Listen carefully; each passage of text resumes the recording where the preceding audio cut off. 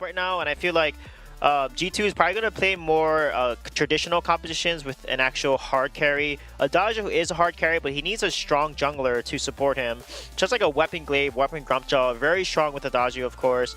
So they're going to then take the Grumpjaw, which is perfect, because I feel like Grumpjaw has a lot of strong early game potential here. Yeah, as long as they actually use that early game potential, because again, we mentioned last game, they had the early game strength of the Grace, and just didn't really take full advantage going into the Scarf, who has such a weak early game. They got the first blood, but they really should have been constantly looking for those kills. Yeah, once again we see another Arden coming in very early on in the draft, despite his kind of depressingly low win rate, right? Well, to be fair, that win rate that we saw was only in the combined North America and Europe. In Europe specifically, before last game, it's actually going to be a little bit higher now. It was 50% win rate in Europe. Okay. So he's the most played hero throughout all of Europe, but with a 50% win rate. So it's in Europe, they're just playing it a little bit better, it seems. Maybe just picking it in better situations, although it is just kind of coming through pretty much all the time. I think it's because he's so hard and Europe's just the superior region. Is that, am I going on a tangent there? Maybe I am. Yeah, Sweet J, talk to me about these bans. So Black Feather is a good ban against Sentinel JJ. He's played that hero very well. He's very well known for that weapon Black Feather in lane. So I feel like a ban from Fnatic will probably be like a Vox or something. They want to deny Vox from G2 because Hundor plays a good and strong Vox. But they may ban maybe potential jungler that they don't want G2 to play. Like, for example, Samuel, for example, could also come out as a potential ban here. But I think with the Arden composition, there's Glaive is also very strong with Arden. So Glaive will probably be a pick that I see Fnatic picking up if it's not picked up by G2 here, because Techno does play a really strong weapon Glaive as well. And you want to pick something that's tanky and strong that can stand up against a Grumpjaw. So you can go ahead with the Baptiste pick here, and that's a very strong pick with Grumpjaw, because now you can flex either Grumpjaw or Baptiste as captain.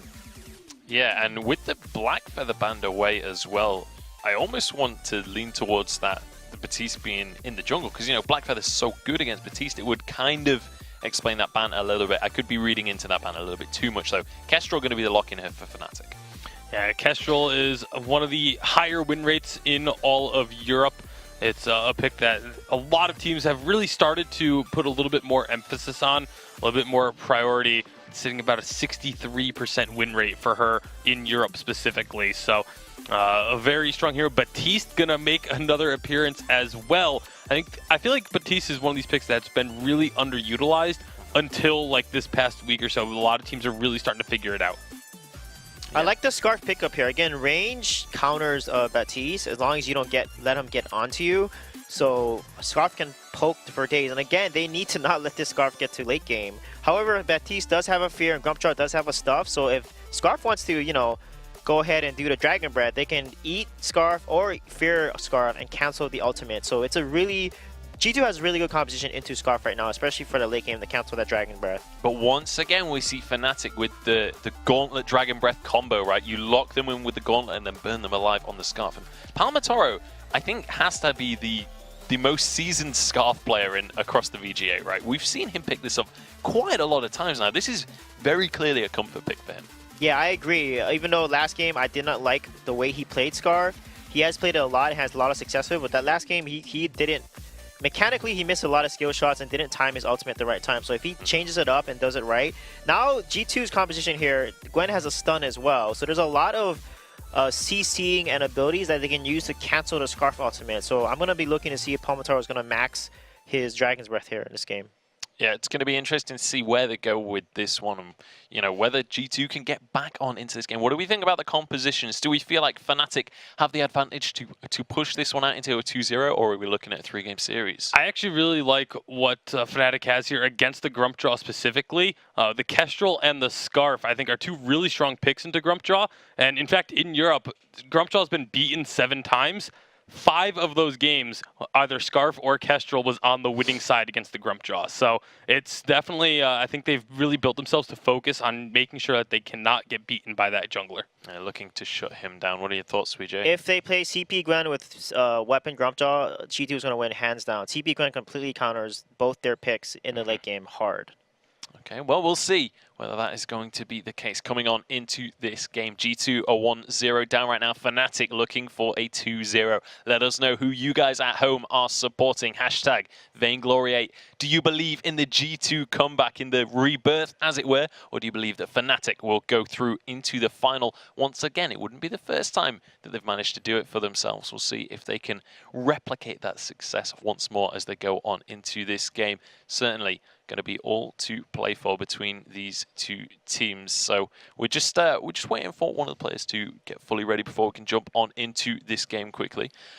So what are we thinking about this game, Suijay? Yeah, I'm thinking what G2 is going to do. Are they going to weapon Gwen, or they're going to do CP Baptiste? I think the best solution for them is to play CP Gwen, weapon Grumpjaw again. I love weapon Grumpjaw because when he has Tension Monaco, he can blow up a Kestra or a Scarf in literally 4 hits. Yeah. So that's what I prefer the competitions they run. And it's Captain Baptiste is actually really strong because he can get Echo the Fear, right? So if you miss the we first saw that yesterday. If you miss the Scarf and he blocks it, you can just Fear again, and then boom, you cancel the ult. So I feel like that's probably the best competition that G2 can run. And if they're going to run that competition, they're going to win.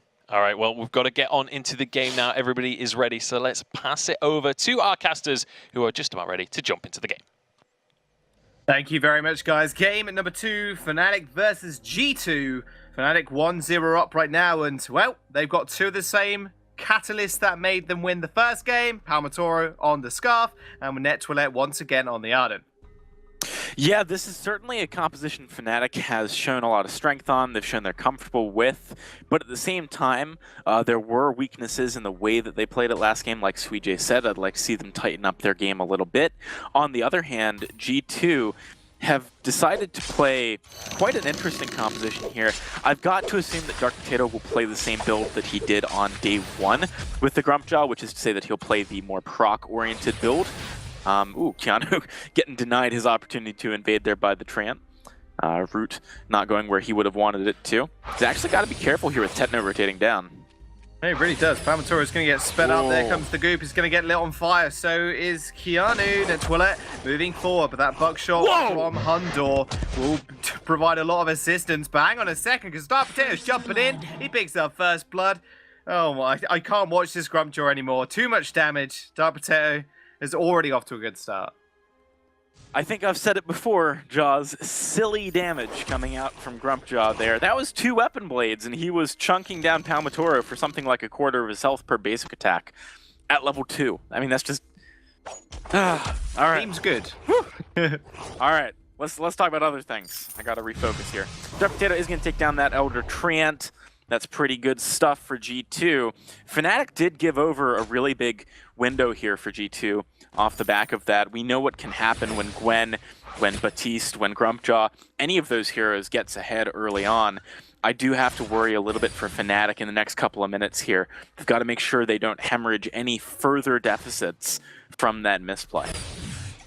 Yeah, I mean, we all have seen Dark Potato get ahead on in these early stages of the jungle, and we've all seen what happens when a Grumpjaw gets ahead with that monocle, well, double monocle with the tension bow build, like Suijay was alluding to on the desk.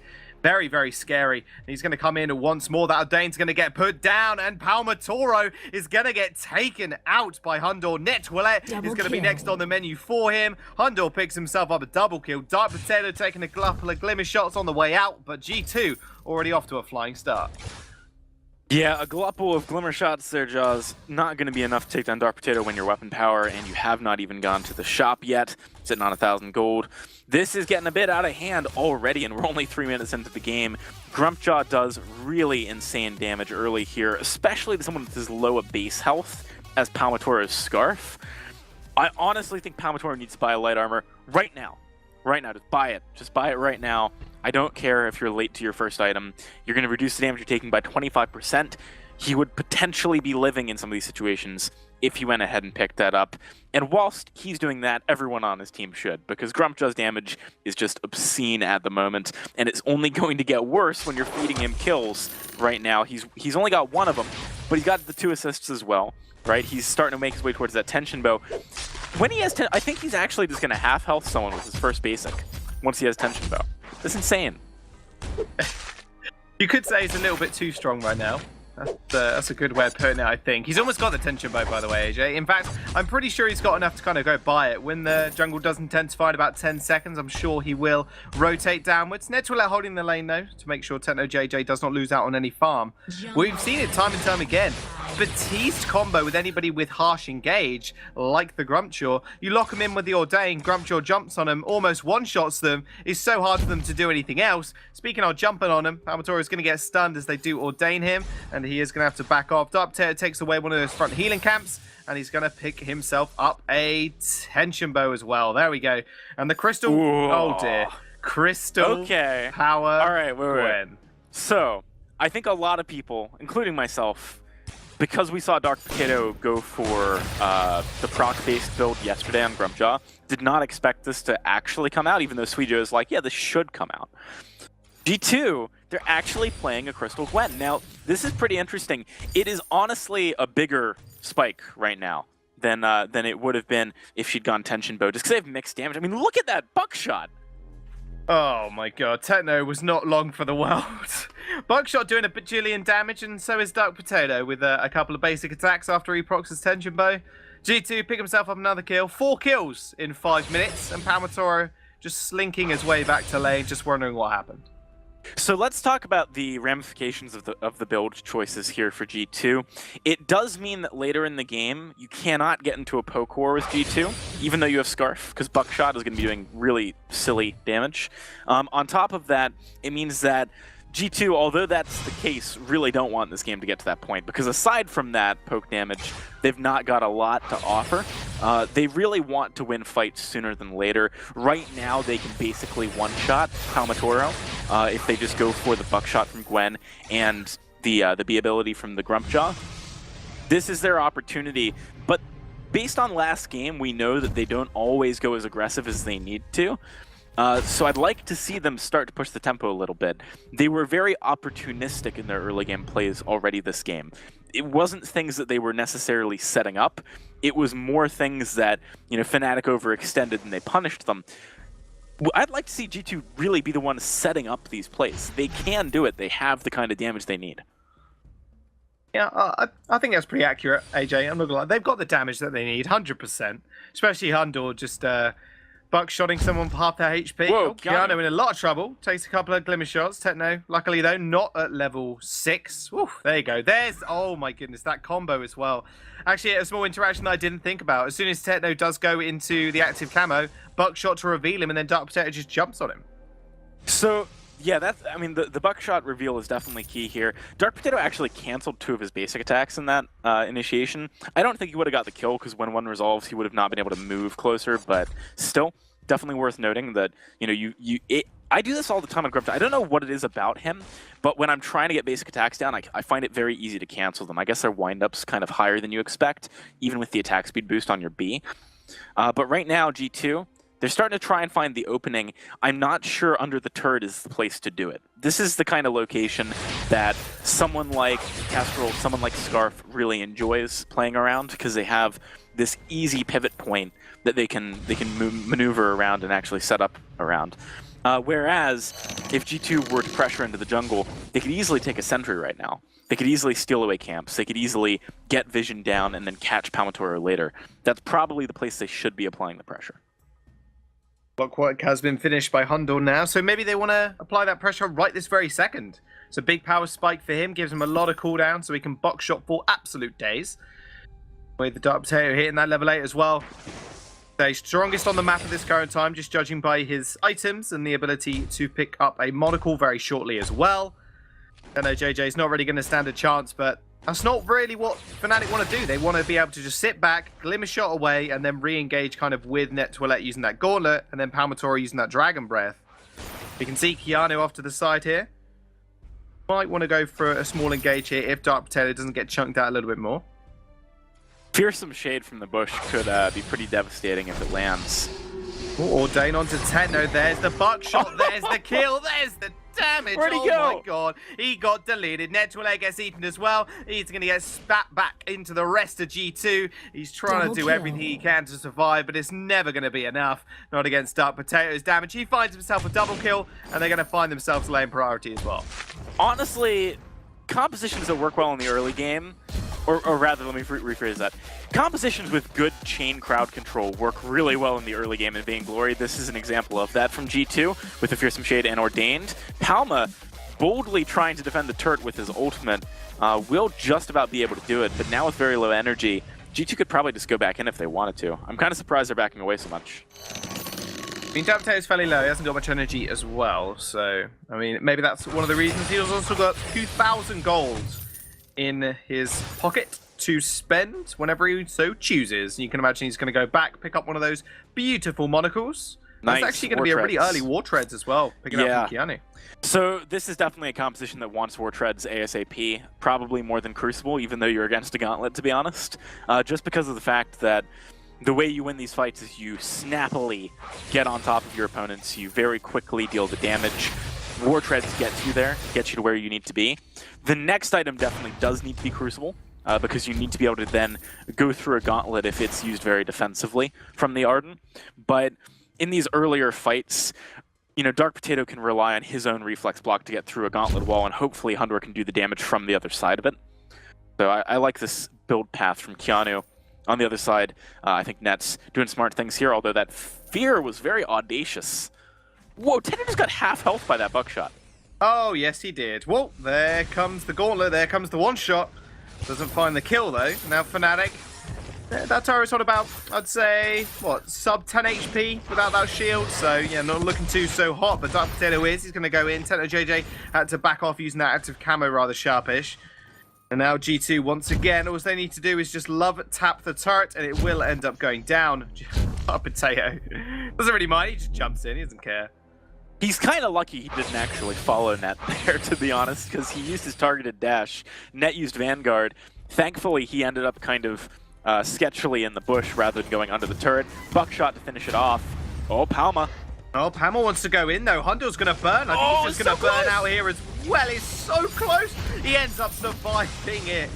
No questions. Hundor survives just. But now Fnatic burning all those G2 members out will be able to secure this turret for themselves. It's just going to burn away. There we go. So they actually do trade 1-for-1 in terms of turrets, but still, the goal lead was only 400 at 10 minutes in favor of Fnatic in game number 1. And now it is a whole 2,000 at 11 for G2. G2 are struggling more than you might expect, though, given how much damage they have, because the thing is you're against Kestrel and Scarf, right?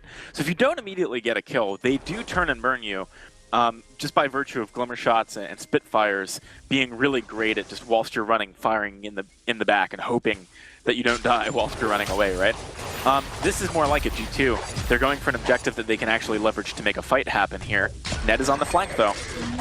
He is on the flank. That one-shot, one-kill isn't going to quite secure that gold mine. Keanu is fairly low, though, at this moment, so maybe not wanting to look for a fight. Dark Potato is about 2/3 HP as well.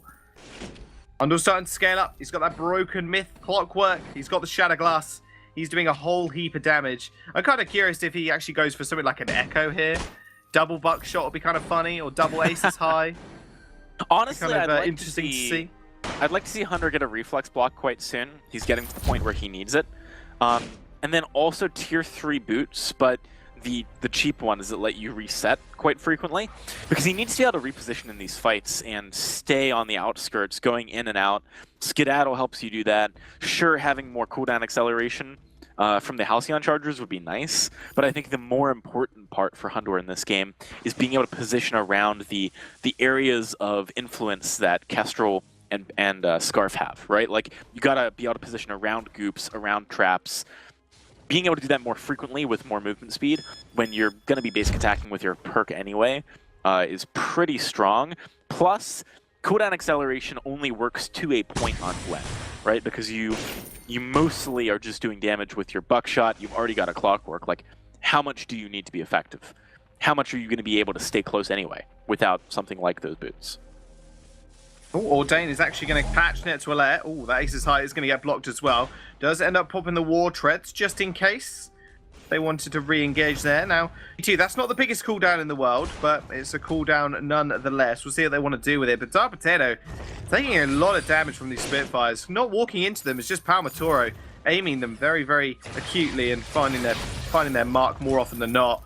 But now G2, all they got really is poke from Hundor to do anything. If they go for an engage, they're going to focus Dark Potato. He will fall very quickly. Building up to that second monocle as well. As soon as he hits that, he's going to just detonate Techno. Not going to be anything left of him until he's finished. We're starting to see a bit of a weakness in G2's composition, which is actually the Baptiste. Baptiste sets you up for a lot of kills early game if you're applying like a great deal of pressure.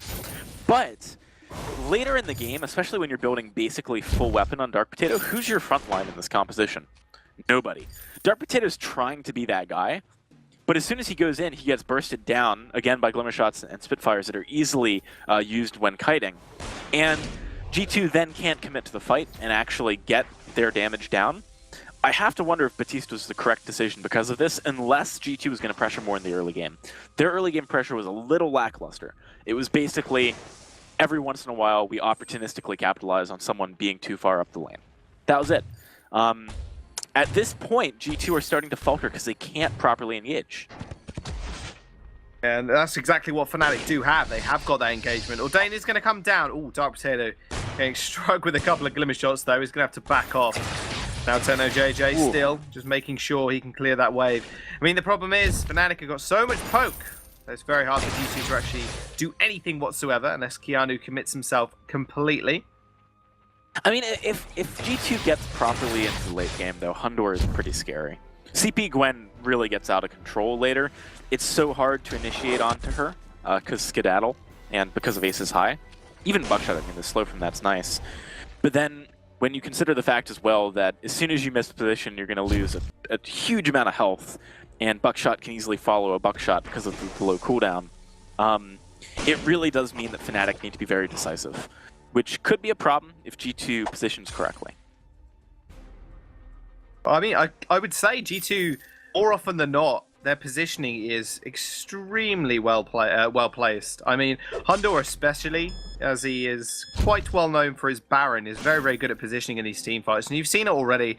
A Buckshot never goes amiss, and it's always onto a couple of members of Fnatic when they're all grouped up, which is exactly what he needs to do. So, I mean, if G2 can kind of find that, they're going to find these team fights very, very easy. Dark Potato has got his double monocle now, so he is at the point in the game where Fnatic need to be very careful in how they deal with him.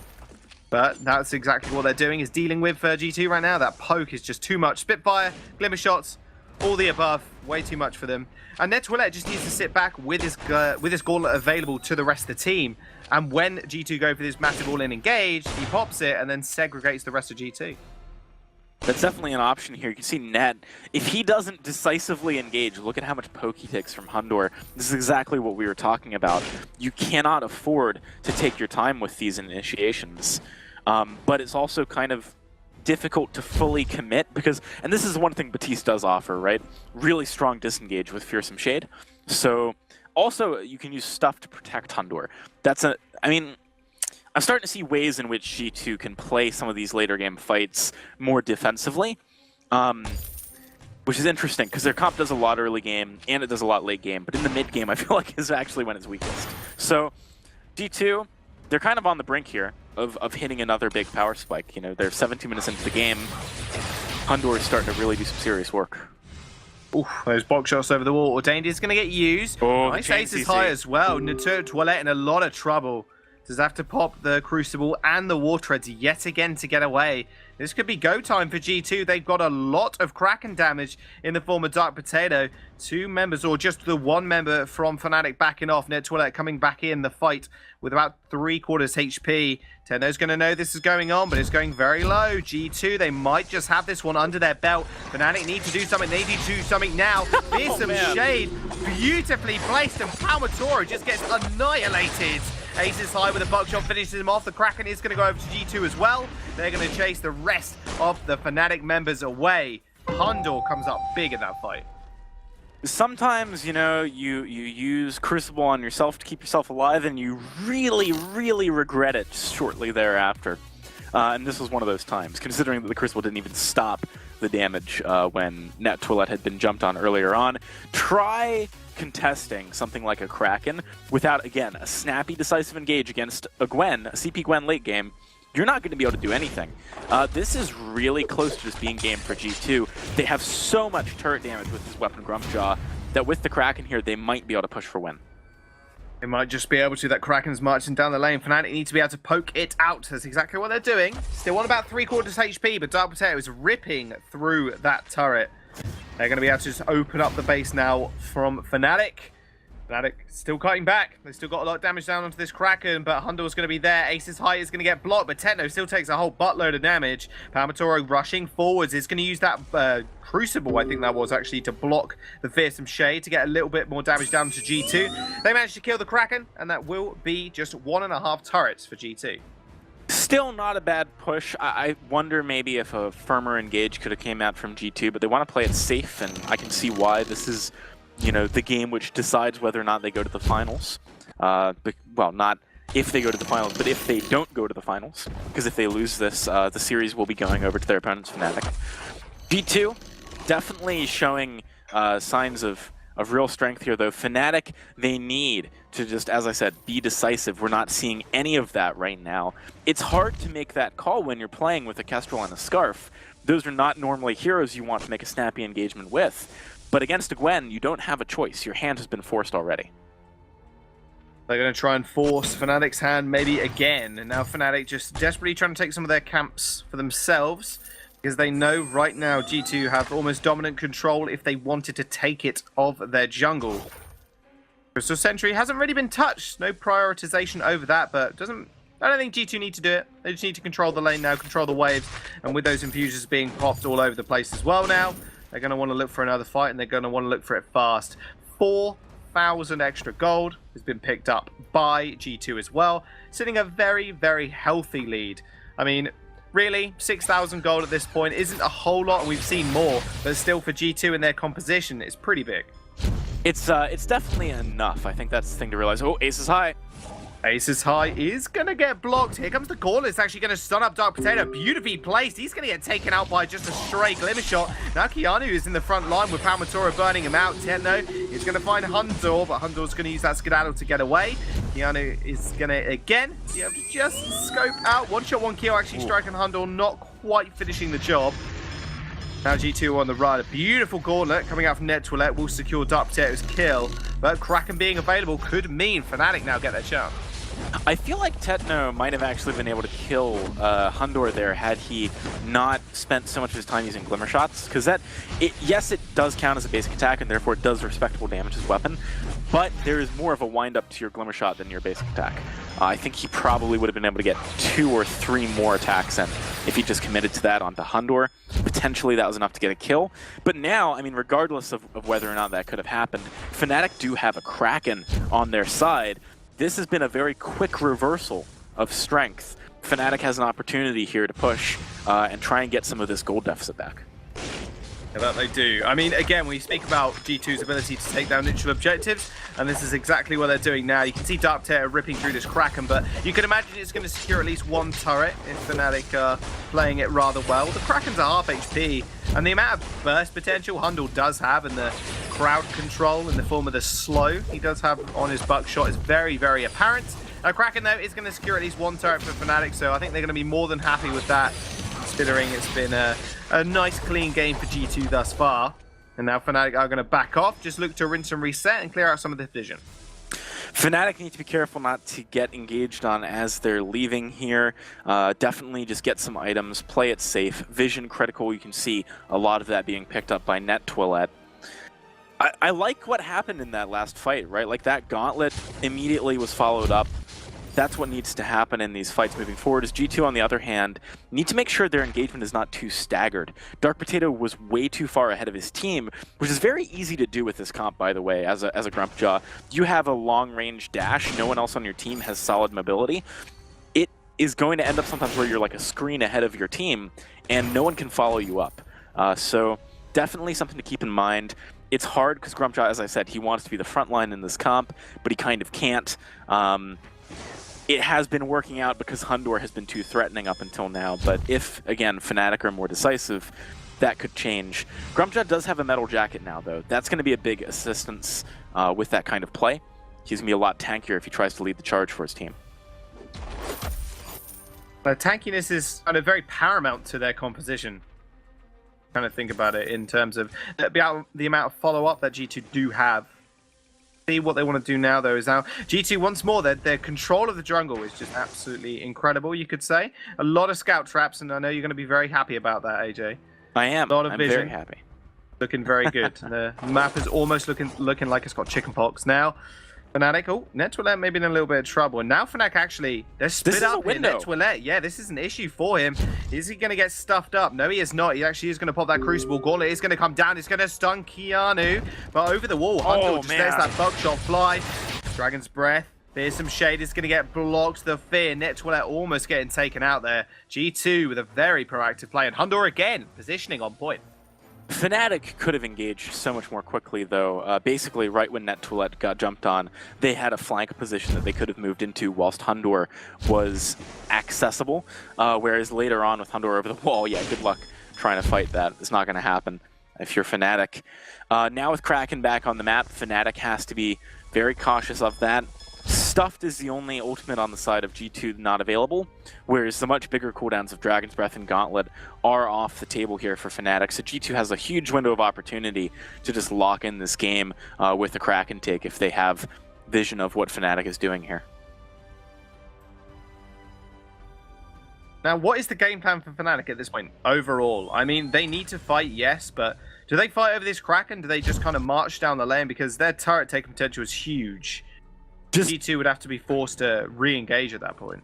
Palmatora needs tier 3 boots, and then you just need to engage. You cannot take your time, as I said, against Hunter. It's not going to work. But right now, looks like they're resigning themselves to just maybe fighting a Kraken push. What's going on here? He decides. I don't know. G2, yeah, G2 are just going to take this one, I think, handily. Fnatic stepping up. Tenno taking a fair bit of damage, already at half HP. G2 need to... I think G2 just commit to the Kraken at that point, especially with Fnatic health bars blinking. Keanu's going to come in with the boots. Fearsome Shade is going to get blocked once again, so massive Crucible down. Now G2 just, again, juggling this Kraken. Nice stun over the wall from Palmatora. Doctor jumps in, and he finds the kill. That tension bow, just absolutely disgusting amount of damage. That's going to be the Kraken going over to G2, and they might as well just look for the win here. It honestly looks like Fnatic has not played against Crystal Gwen before. They need to just be assertive, decisive. Like, you play Hunter's game when you play the way that Fnatic is playing. And yeah, to be frank, you're still probably going to lose because it's late game Crystal Gwen. But there are ways you mitigate the advantages that pick has. And Fnatic's not executing on those ways. I think in game number 3, Fnatic need to either pick a better composition into this inherently, or they need to adapt the way that they're playing and take some lessons learned from game number 1 here. Lessons learned might be a little bit too late right now from Fnatic. They need to learn how to defend their turrets because that's already one going down. That Ordain's going to land onto Tenno. He can't really do much, but Palmadora's going to come in. Second turret is going to get destroyed. Netwillet's still just getting burned, almost not burnt alive, but just getting taken out almost. That Crystal is going to go down. There's no way they're going to be able to stop the Kraken's push. G2, they wipe Fnatic and they wipe them off the board. Game number 2 will go over to G2. All right, game number 3 is going to be interesting here. G2 has shown 3 very interesting drafts with things that we've not seen anyone else play. Sorry, 2 interesting drafts with the triple heal comp in game 1 and now this Crystal Gwen. What are they going to bring in game number 3? That's what I want to know. It doesn't seem like Fnatic are necessarily able to think on their feet in the way that they need to deal with this.